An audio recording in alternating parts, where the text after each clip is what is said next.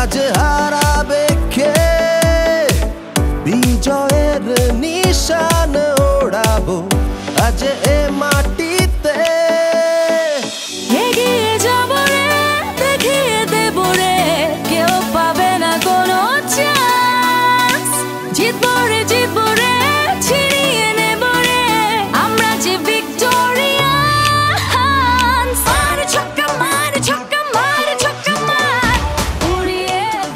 আমরা এখন লালমাই আসছি লালমাই কলেজ মাঠে যেখানে কিনা আর কি আমাদের ফাইনাল রাউন্ড আর কি চলছে প্রায় 1500 স্টুডেন্টস এখানে আমার কাছে মনে হয় যে এখানে অ্যাপ্লাই করেছিল সেখান থেকে বাছাই করে 70 জন থেকে আজকে ফাইনাল বাছাই যেখানে কিনা আমরা 10 জন সিলেক্ট করবো এবং অনেক সুন্দর অনেক ভালো প্লেয়ার পেয়েছি এখানে আশা করি যে এখান থেকে অনেক ভালো প্লেয়ার আমাদের বিপিএল কুমিল্লা ভিক্টোরিয়ান্স টিমের সাথে থাকবে এবং সেখান থেকে মাশরাফির সাথে সহ আমি বলবো যারা বিদেশি প্লেয়ার আছে সব ফরেন প্লেয়ারদের সাথে খুব ভালো একটা এক্সপিরিয়েন্স শেয়ার করবে এবং হোপ যে বাংলাদেশের জন্য তারা অনেক ভালো কন্ট্রিবিউট করবে তাদের জন্য শুভকামনা রইল উইনার কুমিল্লা ভিক্টোরিয়ান্স।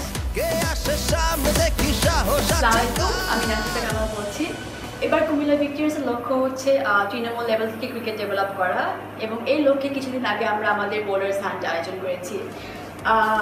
3 দিন ব্যাপী 3টা ভেন্যুতে এই বোলার্স হান্টটি হয়েছে এবং আই থিঙ্ক 1500 বেশি ছেলে এখানে পার্টিসিপেট করেছে এই ক্যাম্পেইনে।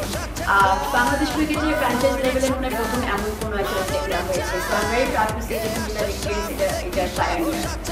আর এখানে আমরা কুমিল্লার ছেলেদের মাঝে এত সুন্দর উৎসাহ এত উত্তেজনা থেকে সত্যি অনেক সাহস ফিল করছি এবং আমরা ভেরি ইন্সপায়ার্ড। কুমিল্লার ছেলেদের মাঝে যে ক্রিকেটের প্রতি এত আগ্রহ আছে এবং তাদের যে এত সুন্দর লুকানো প্রতিভা আছে সেটা যেন আমরা ডেভেলপ করার জন্য কিছু মানে আমাদের কোনো কন্ট্রিবিউশন থাকতে পারে সেটার লক্ষ্যে আমরা কাজ করব। আমরা তাদের জন্য ফার্স্ট স্টেপে একটা সুযোগ করে দিয়েছি, এখন তাদের দায়িত্ব যে এই সুযোগটা কেমন সঠিকভাবে ব্যবহার করা।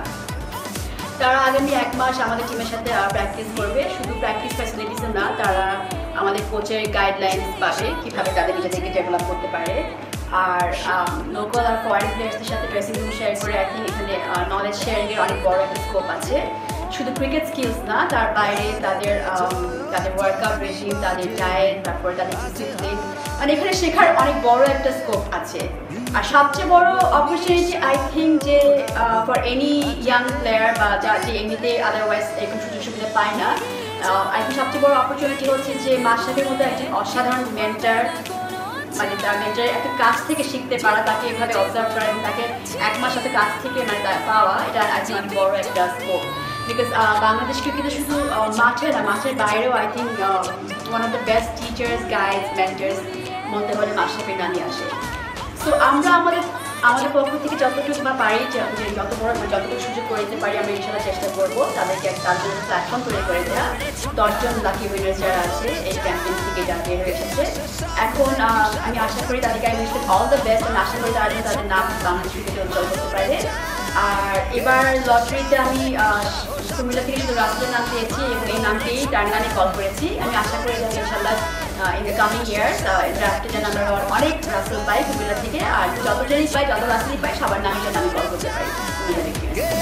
সামনে দেখি সাহস আছে কার।